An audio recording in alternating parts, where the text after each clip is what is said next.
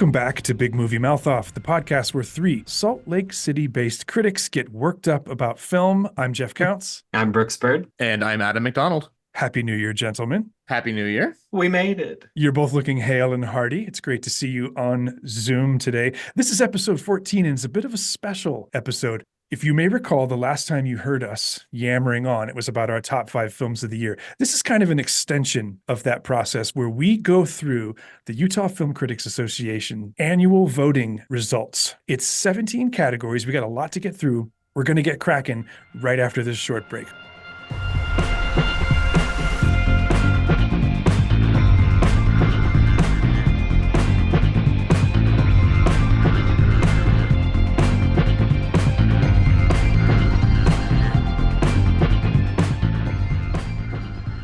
Okay, we're back on Big Movie Mouth Off. Adam, before we jump into categories, tell people a little bit about UFCA and this voting event we have every year.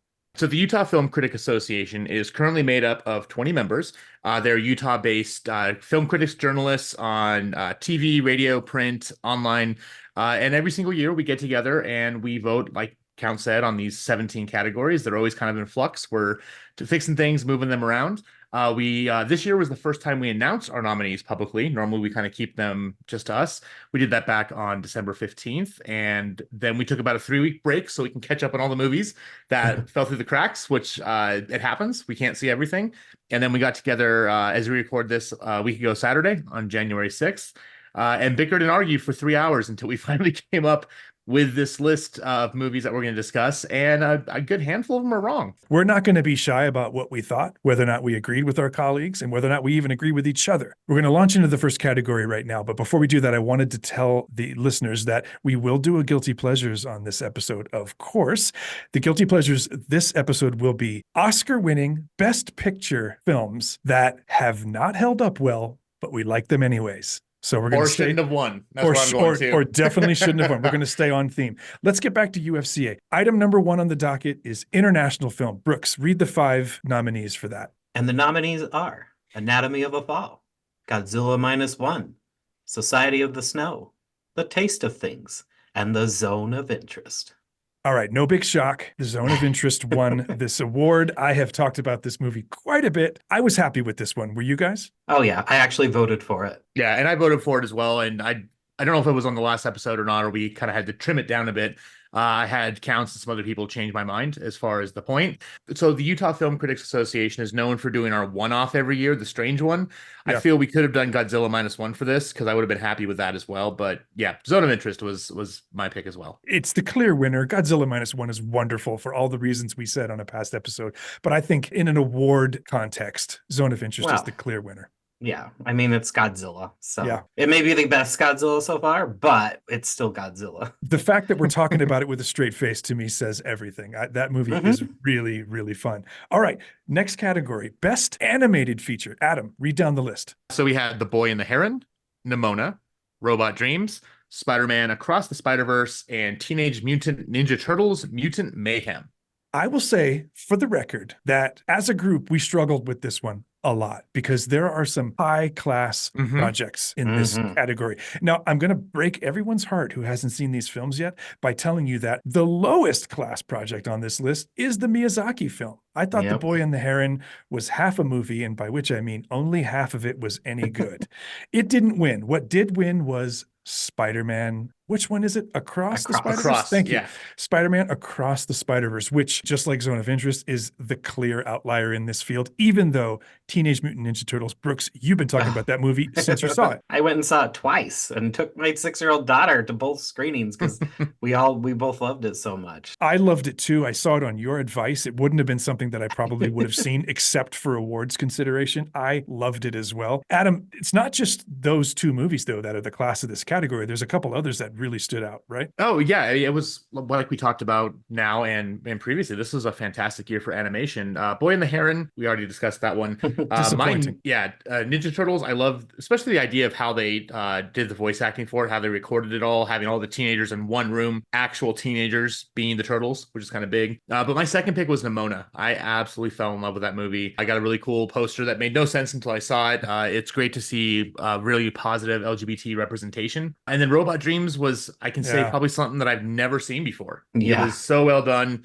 It was interesting. It was just very unique. And I again, except for Heron, I would have pretty much been happy with any winners in this category. Totally. Robot Dreams is such a treat. It's such a surprise. If you can see that movie, figure out how to do so. Yeah, It's find it. really, really special. But we've talked a lot about Spider-Man, why it's wonderful. It's one of the best films of the year, not just animated movies. So Spider-Man Across the Spider-Verse 1 animated.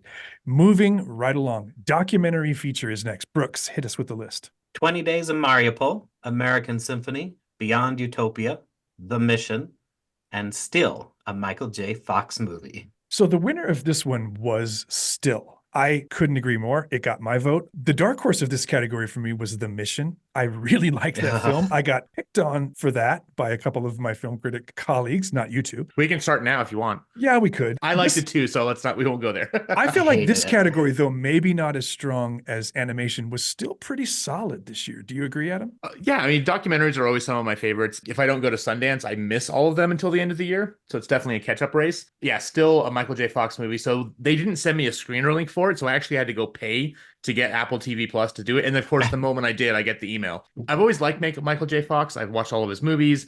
I didn't know I needed a movie about his life, though. And it was amazing and wonderful. And there were so many things I didn't know, like his being diagnosed with Parkinson's back in his 20s, how he met his wife, just all kinds of things that were so interesting, and how his family just treats him like normal, and he loves that. My next choice would have been 20 Days of Mariupol, just because I didn't know that all the footage and photos we saw when this happened were from this team. They were the only ones that are filming and doing this stuff, and it's a wild adventure. It feels like you're almost watching like a modern day Saving Private Ryan. That movie is harrowing, to say the least, and very, very effective. Brooks, I know you agree about Still. You loved it. You're the one that got Adam and I excited about it. You particularly liked the way it was filmed, right? Yeah. The use of B-roll. I can't even imagine how long it took to scour all of those clips just to edit all of Michael J. Fox's movies into his movie about him. And it's just amazing. Next category, Adam's going to take us through the nominees for Best Visual Effects. So we had The Creator, Godzilla -1, Guardians of the Galaxy Volume 3, Poor Things, and Spider-Man Across the Spider-Verse. It's funny to me that The Creator made this list because The Creator is one of the more disappointing films of last year. That being said, the effects were indeed incredible. It didn't win though, Brooks. I'm going to let you say what won because I know it made you so happy. It was my favorite, Godzilla -1. Every time I think about that film, Brooks, I can only now think about the boat throwing scene. And I can't And it's believe just so silent. It comes out of nowhere. it looks so real. And the movie is full of those kinds of moments where the clearly computer generated imagery is so well done that you are absolutely immersed in it. Adam, you agreed, right? Godzilla -1? Oh, of course. We talked about the fact that whoever works on that should probably go tell Marvel how to do special effects the right way. Yep. It was like the Robert Rodriguez version of special effects. What they were able to accomplish with such a small budget was absolutely incredible. Again, we said in the review, we won't go too far into this, but it does some hokey moments, but kind of played to the charm, but accomplished so much with so little, and it makes it feel like it's all real. There was hokey stuff in the story, maybe, but there was nothing hokey about the effects. There was a couple times where it was a close-up on Godzilla's face that kind of felt off to me, like kind of uncanny valley. I wonder if it was his eyes that were taking it was his eyes. It was some of the eyes. Which is what really brought me in, because no one's ever gave him eyes like that. You guys know Godzilla's a big monster, right? Not a human, right? How can you have uncanny valley with a monster? What is wrong with you guys? It's a monster that's actually looking at you. It has intent. Adam doesn't like having his soul looked into. That's the problem here. Bold of you to assume I have a soul. So. Good thing I don't have one. All right. So Godzilla -1 visual effects, no argument from the big movie mouth off team. We totally agree with our colleagues there. We're going to start getting into areas now where I think disagreement will arise. Let's talk about best editing. Brooks, take us through that list. Barbie, The Holdovers, Killers of the Flower Moon, Oppenheimer, and Spider-Man Across the Spider-Verse. So my first beef with this category is not that Spidey won. I'm actually okay with that. Spidey did win the UFCA. Yeah. I was mad that Zone of Interest wasn't even included. I thought that the editing of Zone of Interest was unbelievable. I've talked about it on the show, how scenes were clearly shot multiple times so that they can do camera grabs in places where you would have seen them, right? If they hadn't thought it all the way through. I thought the staging and the choreography of the editing in Zone of Interest was virtuosic. I voted for Oppenheimer, though, because I felt like that film, of the ones I was given to choose between, had the most creative and most stylized editing. I assume at least one of you voted for Spidey, though. I think I voted for it just because it's just there's so much going on and it could have so easily fallen apart. And I know it's animated and so things can obviously be redone, but I think even that takes so much longer to piece together and make sure everything looks right. And there could have been scenes that went on too long that they had to cut, or maybe to jump to another shot to make sure that it flows. And in animation, it may have been even harder.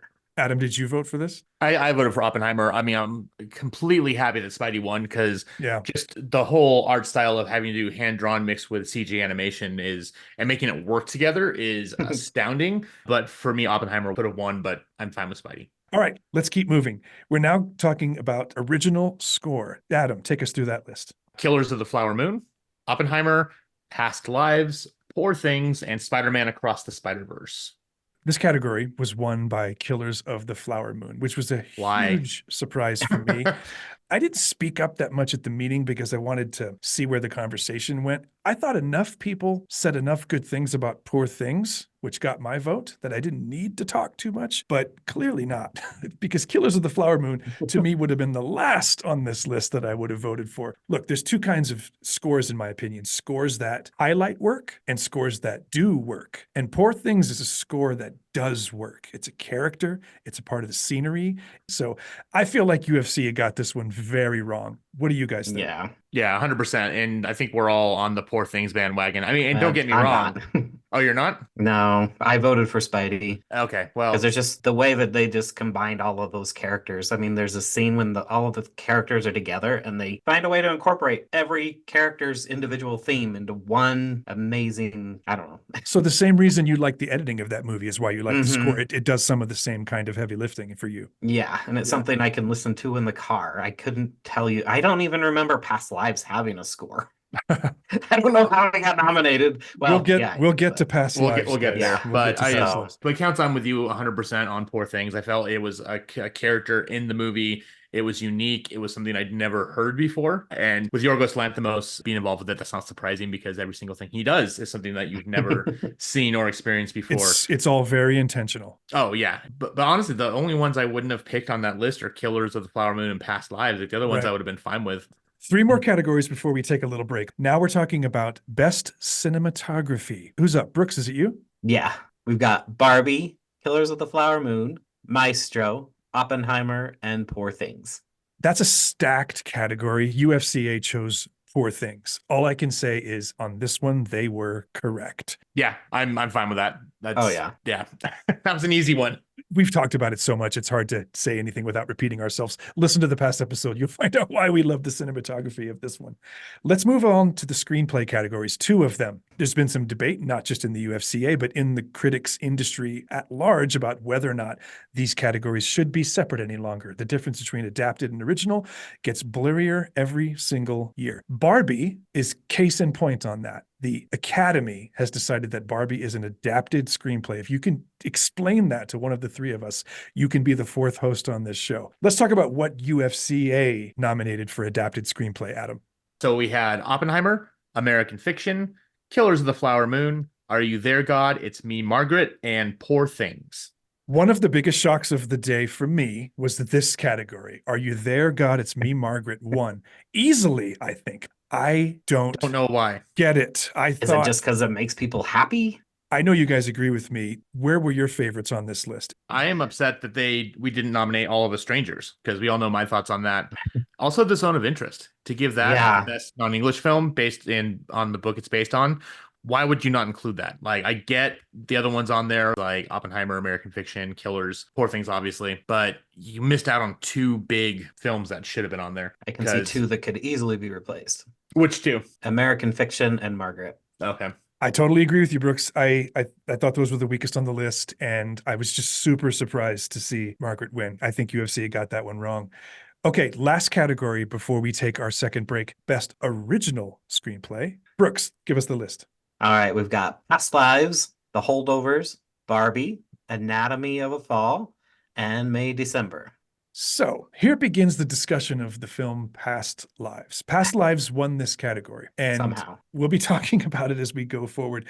This movie had a lot of support in the UFC membership. I saw it and liked it very much myself, but I didn't think that it was in the class of the other people in this category. We'll talk about other categories after the break, but this category I thought had several movies that outpaced it, including the one I voted for, Barbie, because we in the UFCA rightfully put Barbie in the original screenplay category. Yes. And I thought, starting literally from zero with nothing to base it on except a doll, to create a script that's this smart, this fun, this memorable, to me was an award-winning effort.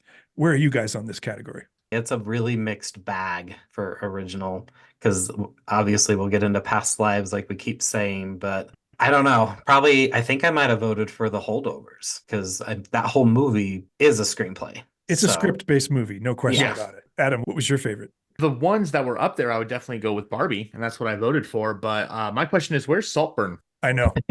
That was a snub that I was surprised about. That's a snub I think is as egregious as Zone of Interest not being on editing. We really biffed it on that one as a group. Yeah, and then looking over the other ones on here, like Anatomy of a Fall, again, it's a good story, but it was like they let the screenwriter go and they just kept on writing until their hand hurt because it's so long. And I can't take credit for that. That's actually a joke about J.K. Rowling with Harry Potter. But it's true. It's like it just never ended. And I love a good court drama, procedural, and it was interesting, but it kind of felt like Return of the King where you had 10 different endings. Know when to quit, guys. That movie would have been an excellent hour and 45-minute film. You are so right about Anatomy of a Fall. You better hush your mouth about Return of the King, though. I don't want to hear that nonsense. I love Return of the King. Don't get me wrong. I'm just saying, like, I would have It's had that effect. I would have been happy with 3 more endings to add to those 10 endings you were just talking about. I Probably personally are like- 3. I would have liked to have seen the ending they talked about in Clerks 2, but we'll let you guys Google that one because it's not appropriate for this show. All right. That's 9 categories down. We've got 8 more to go. We're going to take a little break. We'll be right back with you.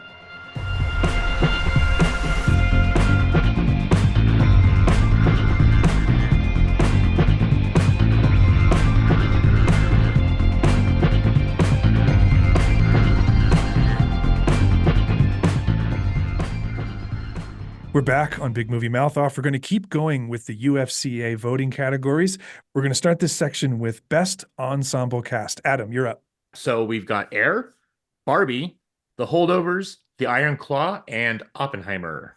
I have to leave this one to you guys because this category included the literally only film that I was not able to see from the huge list of UFCA voting categories. And that's Iron Claw, which did in fact win this category. So Somehow. I voted for The Holdovers because I thought as far as ensemble casts go, there's not a single person on that cast that was a best actor. Everybody was a best supporting actor on that cast, which to me defines an ensemble performance. But since I didn't see Iron Claw, what do you guys think about this category and where UFC came down? So I actually really, really did enjoy The Iron Claw. I had to go see it in theaters because it was my link had expired. I think also that was the one where the performances as a whole were better than it was. The sum of the parts was bigger than the whole, however you want to say it. Individually, they were okay, but together they just flowed well. However, I will say that The Holdovers, easy pick for me, for what you just said. It's like, yeah, there really is no main character. They all play such a role together. It's not as if it's, hey, just Paul Giamatti. It's not just Devine Joy Randolph. It's all of them together make this what it was. And if one piece was missing, you wouldn't have the outcome you got. I think my problem with the Iron Claw is what everybody tries to glamorize it for. I mean, you've got a bunch of so-so performances elevating a movie. It doesn't make sense to me. I cannot wrap my head around. So you're not buying it? No, I did not. Well, I wish I saw it because then I could weigh in. I can't say whether or not Iron Claw should have won. I trust you guys, though. And it seems like we all think The Holdovers deserved this award. Yes. So for our minds, The Holdovers was the best ensemble performance of the year, but UFCA voted for Iron Claw. Next, we're moving on to a very special award. This is the award. It's the Vice Martin Award. It's an award for performance in a horror sci-fi film. And this is something we do to honor the founders of this very podcast, F. Michael Weiss and one Jimmy Martin. This award happens for them every single year. Brooks, take us through the nominees on this one. We've got Bradley Cooper for Guardians of the Galaxy Volume 3, Chris Pine for Dungeons and Dragons, Honor Among Thieves, Emma Stone in Poor Things, Iman Vellani in The Marvels, and Nicolas Cage for Renfield. Iman Vellani won, and I was thrilled about it. Everyone in the room, I think, struggles to guess what Jimmy and Jeff would have chosen themselves Some if do. they were still with us. Yeah, some do, maybe not Mhm. everyone. Because Maybe not honestly, us. we don't. We all knew Jimmy very, very well. Yeah. We knew Yeah. Jeff less well, but we knew him through Jimmy, right? So I think the two names that Jimmy would have been most drawn to in this category were Iman Vellani, who won, and Nicolas Cage and Renfield, who got runner up. So this one, the UFCA got exactly perfect, in my opinion. And it could have been either of those two. And it would have been Absolutely. perfect. Absolutely. We've all known Jimmy forever. I know we knew Jeff probably a little bit more than you did, I've Counts, been but friends with Jeff Weiss since 2001. Yeah. yeah. And for me, it was probably like 2010 or 11 whenever I first started doing the film critic stuff, because he would write with me on Big Shiny Robot and he would edit my pieces and always give me criticism and points that what I did well and what I needed to work on. So for me, he was very influential in kind of where I am today. But yeah, I'm perfectly happy with how this turned out. Either one would have been fine. I do think Iman Vellani getting some love is a big deal. Because she's going places, like she could sit there and read the phone book and I'd be happy. It's a great result. I'm so happy with it. Iman Vellani for the Vice Martin Award. Moving on to Best Supporting Performance by a Female Actor. Adam, what's that list? So we've got America Ferrera for Barbie, Davine Joy Randolph for The Holdovers, Emily Blunt in Oppenheimer, Rachel McAdams, Are You There, God? It's Me, Margaret, and Sandra Hewler, The Zone of Interest. I honestly thought that because of what happened earlier in our day, that Rachel McAdams would win this. I'm glad she didn't, because she was just basically being Jennifer Garner in a Hallmark movie, and I wouldn't have wanted it to win. We all loved The Holdovers for the reasons we've said. Davine Joy Randolph won this award. I couldn't agree more. Same. Yep. That was, I think it was, I can't say the voting process, but I can say that it was a shoo-in. So Yeah, good. All right. Well, same category, but male. Brooks, what's that list? We've got Charles Melton for May December, Dominic Sessa, The Holdovers, Mark Ruffalo in Poor Things, Robert Downey Jr. in Oppenheimer, and Ryan Gosling in Barbie. There was a part of me that wanted to vote for both Ryan Gosling and Mark Ruffalo, but the winner clearly had to be Dominic Sessa for all the reasons we just said. I don't know if you guys agree. I voted for Ryan Gosling first and then had to revote. I don't think it's a bad vote, Brooks. I think that he really carried huge chunks of that movie on his shoulders. I never knew I needed to own a horse so much in my life. What It's what I've been missing all along. Who knew? I knew you've been a Dominic Sessa guy from minute one, right, Adam? Oh, yeah. Oh, no, the moment I found out that this was the first thing he literally has ever done, it was like, oh my gosh, this kid's going places. I know some people argue that, oh, well, he's brand new, so he'll get his chance. Doesn't matter. That's kind of one of the biggest problems I have with some of these awards is, and not so much the UFCA, we're pretty good about this, but oh, they won because it's their time. I don't care if it's their time or not. Give it to them when it's worthy. It doesn't matter if they've been doing it for 1 year or 50. If it's their time, do it. So If they deserve it, give it. Oh, yeah, exactly. But yeah, I've been a Dominic Sessa fan since day one. But that being said, like Robert Downey Jr. and Oppenheimer, Ryan Gosling, everyone was good. I was not a big fan of May December, so Charles Melton be there. Yeah, I don't understand him.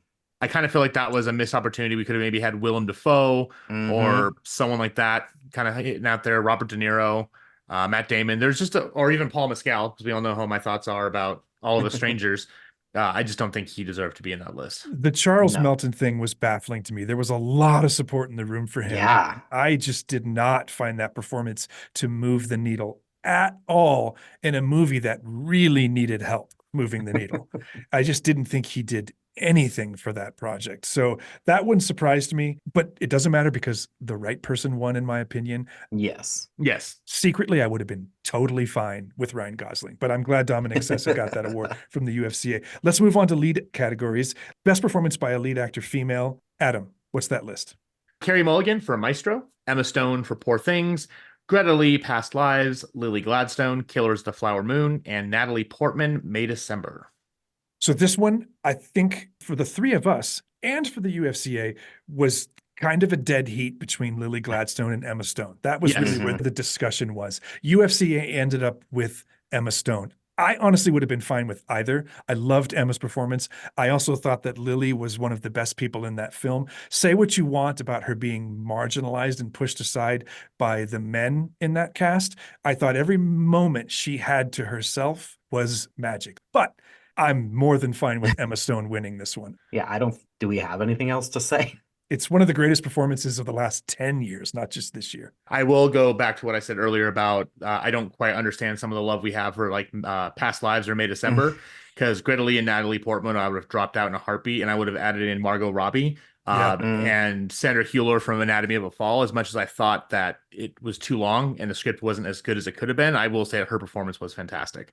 Stunning. So I feel like we were giving some love to some movies that don't deserve it. Sandra Hüller had an unbelievable year. Oh, yeah, I mean, fantastic. She's like burst onto the scene like Olivia Colman did a few years ago, and I'm so excited to see what happens next. But UFCA voted for Emma Stone. I think you have the full support of the big movie mouth off guys on that one. Let's go to lead actor, male. I know you just read the list, Adam, but I want you to do it again because this is your category. So best lead performance male, we have Andrew Scott, All of Us Strangers. It finally got a nomination. Yes.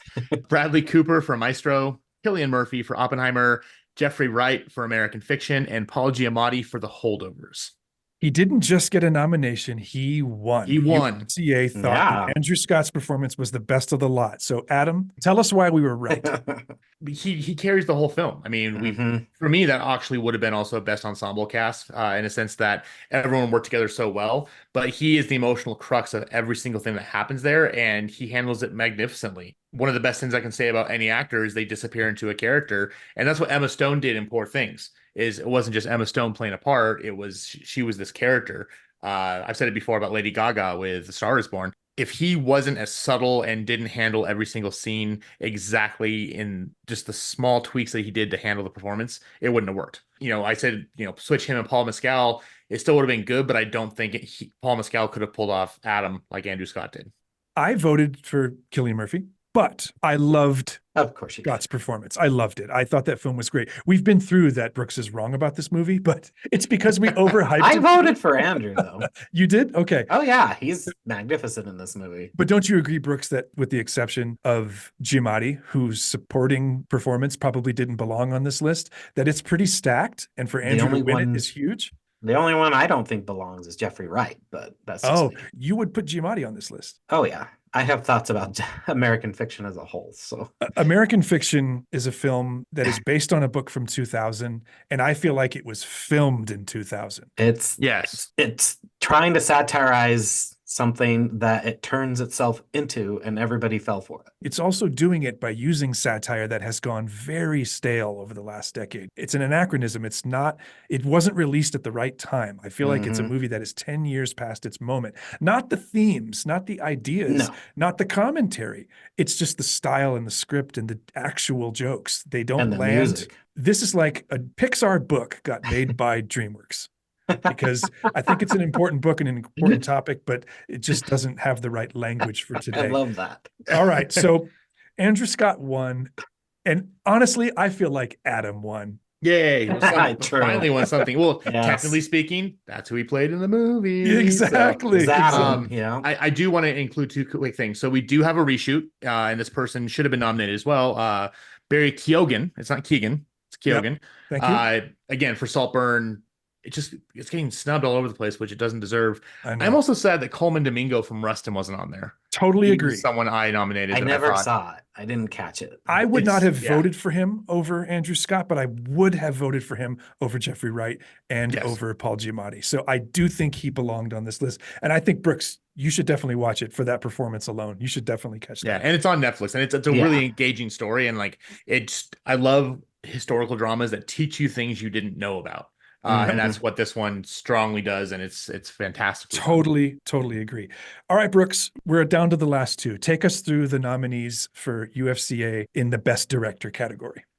All right. We've somehow got Celine Song for Past Lives, Christopher Nolan for Oppenheimer, Greta Gerwig, rightfully for Barbie, Martin Scorsese for Killers of the Flower Moon, and even more importantly, Yorgos Lanthimos for Poor Things. Brooks didn't just read the list. He gave you the whole story of the list and the way he read it. I love it. I don't think I need to say anything else. Look, Celine Song won. She won the UFCA award for Best Director. And as I've said on this episode, and to anyone who stands still long enough to listen, this is a lovely film, Past Lives. It's lovely. It's fine. I enjoyed it.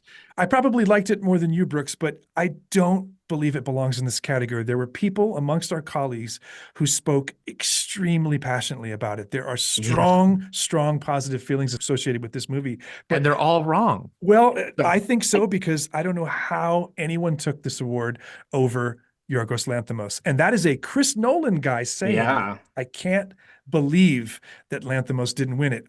Yeah, I mean, Lanthimos was my pick. And if it wasn't for him, I would have been fully happy with Christopher Nolan or Greta Gerwig. Killers of the Flower Moon, it was stereotypical Scorsese, which isn't a bad thing, but show me something new. Show me something that's a little bit different or out of your mold, that's varied. And Lanthimos did that. I mean, yeah, his movies are all kind of absurd and strange, but this one was done completely different than anything else he's done before.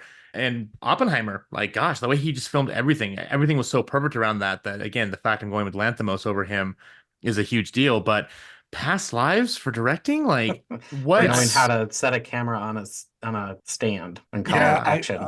I don't get it. I feel like there are years where this movie might deserve to do better, but this particular season, I just can't find a way to agree with that choice. And no one can explain it. Yeah, So sit me down, explain it to me like I'm 5. Yeah, and no one's been able to. I am interested to see what Celine Song does next. Of course. I mean, she has a wonderful eye. She's really able to capture mood. She's able to tell pretty simple stories in ways that feel deep and nuanced and complex. Maybe not complicated. Maybe not complicated, but complex. I just think in this class, she didn't stand out. Moving right along to the final category, Best Picture. Adam, read that list down for us. All right. The Holdovers, Killers of the Flower Moon, Oppenheimer, Past Lives, and Poor Things. I think there's some problems with that list. We'll get to that in a moment. But we're going to exhaust ourselves. Those were our nominees. And the winner, of course, you can probably tell by the tone, the exasperated tone of our voices, was Past Lives. This movie for me was this year's Coda. It was exactly. That's a perfect way. It was like, Coda. Yeah. It was completely 100%. Overrated, overvalued, and it's going to be over rewarded, in my opinion. I don't understand. This had to be Poor Things. It's not even close. And again, that's coming from a Christopher Nolan apologist. I just don't see Poor Things being anything but the finest film of the year, bar none. I'm upsetting myself. Brooks, what do you think? My biggest problem, I think, with Past Lives is that it's ultimately a boring movie about boring people. And I don't know what the draw is. I have absolutely no idea. We haven't mentioned how we nominated it here and not in non-English. It just, like, nothing about this movie being nominated in any of these categories makes sense. That is an interesting question, because this movie is, I wouldn't say half, but it is significantly in Korean. It had more like foreign language than Anatomy of a Fall did. Yeah, that's for sure. I thought it was a very nice movie about a subject that is touching and meaningful and not more.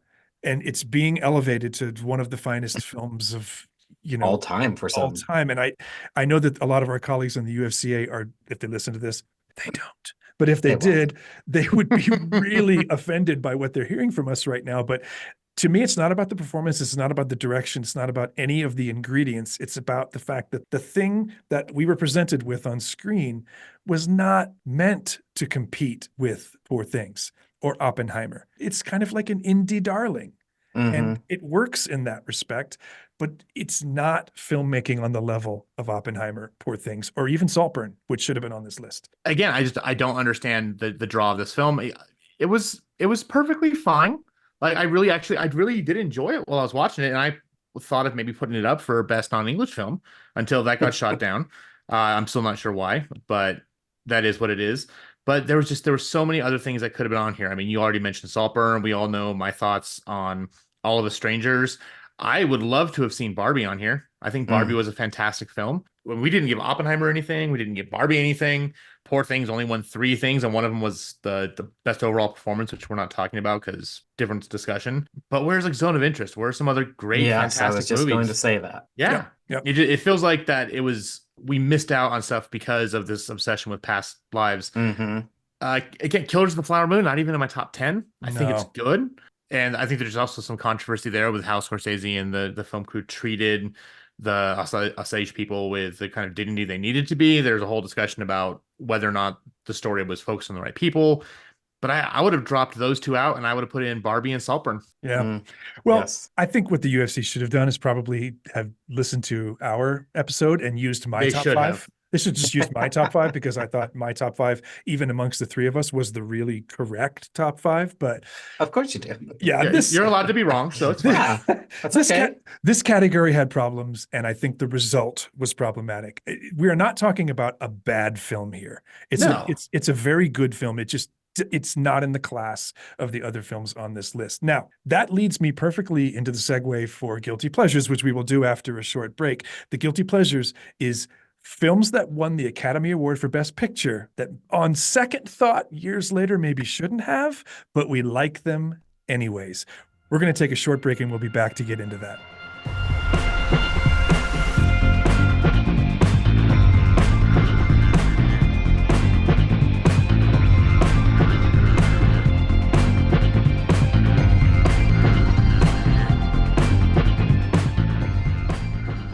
Welcome back to Big Movie Mouth Off. I'm Jeff Counts.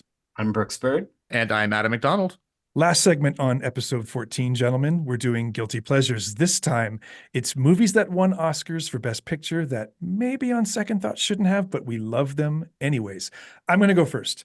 From 1990, Dances with Wolves. There's so much about this movie I should hate. There's so much about this movie I should be embarrassed about not hating. I like it. I can't deny it. I like it. I think it's one of Kevin Costner's best things. I love the score. I love some of the sweeping cinematography. Yes, it has extremely problematic depictions of Native people. The noble savage trope is lousy in this script and in this film. And for that reason, it probably should be retconned out of Oscar history. But I can't deny that I really, really love it. So mine is Dances with Wolves. Adam, you're up next. What's your guilty pleasure? So I thought, I for some reason, I felt you were going to steal mine, but we got to go back to 1998 with Shakespeare in Love. Oh, nice. That was So- one of my 3. Oh, yeah. Well, I'll be interested to see if one of your other ones was my second one because we all kind of had some multiple picks Probably. here. So here's the thing. Shakespeare in Love, I still feel is a good movie. I was a Mhm. theater I agree kid with you. growing up. Theater kid. I love the theater. There's so many little fun inside jokes, like at the very beginning when he's signing his name. And it's like 50 different ways because no one knows, like, there's still discussion if he even exists. That's a different conversation. But if you see his name spelled anywhere or signed, it's always done differently. So there's some cool little nods that way. But it was such a good year. I mean, we had Elizabeth, Life is Beautiful, Saving Private Ryan, The Thin Red Line. I would have gone with Life is Beautiful, which I think is one of the most beautiful films of all time. It's tragic, it's heartbreaking, it's funny. For me, that was the perfect film that year. But I mean, Saving Private Ryan, there was so much there. So I don't go back and watch Shakespeare in Love very often. If it's there, it's okay, it's nice. But you put on any of those other films and I'll be back in a heartbeat. So great movie, very well done. Probably shouldn't have been there though. Life is Beautiful was fantastic. I totally agree on that. And you have to watch it in Italian. Watch the do? original Yes, acting. yes. I like Shakespeare in Love. I totally agree with you on that. Yeah, it's a fun movie. It is. Yeah, it's It is. good. All right, Brooks, you're last. We didn't leave you much to work with. What's your guilty pleasure? Well, only Shakespeare in Love got brought up, so I had 2 others to pick, but I'm going to go with, I guess, Forrest Gump, just because it's kind of a dopey movie. What? Really? And it definitely shouldn't have won, but I How can't help dare you. watching it. Listen to this. It was up against 4 Weddings and a Funeral, Quiz Show, The Shawshank Yeah. Redemption, and Pulp Fiction. And Wow. they gave it to Gump. Yeah, They I'm with you on dumped it that. up. I agree on that with you. They Honestly, gumped it. when you put it that way, it is hard to argue. Yes. That's why I was like, oh, I like that movie. And then I was like, wait, but look at all these other movies. So you love it still, even though it Yeah, should not it's have great. won that year. It's a fun movie. I mean, I think all 3 of the movies we've mentioned are fun and enjoyable in their way. I think mine is probably the most problematic in terms of how contemporary eyes view it. it's like your redacted choice. Yeah, totally. Well, my backup choice, I'm surprised that none of us went there just because of, I think, how the project is viewed now because of its star was American Beauty. I almost that went there was too. one I was leaning to. That movie is not beloved. And I think it's really a good film. It's a perfect movie. Obviously, Kevin Spacey is somebody we Yeah. should not support in any way. And And it makes the movie really weird to watch now. it does. Especially And the scenes with the friend cheerleader. Exactly. Yeah, that was already creepy to begin with, but now that we know more. I think that film is problematic for more reasons than Kevin Spacey, but I do like it. Well, my backup was The King's Speech, which again, it's a great film, but you're talking about you're going up against The Kids Are All Right, Yeah. The Social Network, and most importantly, it took it away from Inception. So that's like a stain on its reputation that I will never forgive it for. Acceptable. I don't know if you'll ever guess what my backup was. What was it? My real backup. The Artist? Titanic. Oh, good choice, actually. Yeah, that's actually a good one. I didn't even think about Titanic. Yeah. Well, here were the other ones: As Good as It Gets, The Full Monty, Good Will Hunting, and L.A. Confidential. Isn't it amazing that this category is so ripe? We've all come up with 6 movies each, and we're not even mentioning things like Green Book or Driving Miss Daisy, and it's because we ruled those like out. Them. Yeah, we ruled those out. You better not like They're Green not a Book. pleasure in any way. They're just guilt. So this category obviously has a lot of winners, but let's go through the ones we chose for the show. I picked Dances with Wolves. Adam? I picked Shakespeare in Love. And Forrest Gump. All right. 3 movies you should watch. You should probably not like as much as you do. And it'll be interesting to see what wins this year. If it's going to be Past Lives, then I think that goes in a very different category for me. But that's it for episode 14. UFCA's voting has completed. It's out in the world now. It remains to be seen what the Academy thinks of these films that we've mentioned. Well, because they listen to this podcast and they pay attention to the UFCA, of course. I hope they do it in the other order, Adam. They look at the yes. UFCA first, and then they listen to the podcast and learn from that. But we'll be back with a regular old show in a couple of weeks. It's January. It's time to start watching some really terrible movies and talking about them. It sure is. Sundance, but you're going to Sundance, right, Counts? No, I'm not going this year. No one's going this year. This is the first year in a long time I haven't gone to Sundance. So we're going to have to talk about stuff that's in the theaters now, which is not going to be fun. I mean, we got like Mean Girls and Night Swim. Oh gosh. Well, I've seen one of them. Fun though. Stay tuned to see what our next episode is about. Thank you for the one reshoot, Barry Keoghan, not Keegan, or any other of the many mispronunciations you hear in Hollywood. Until next time, I'm Jeff Counts. I'm Brooks Bird. And I'm Adam McDonald. Thanks for being with us.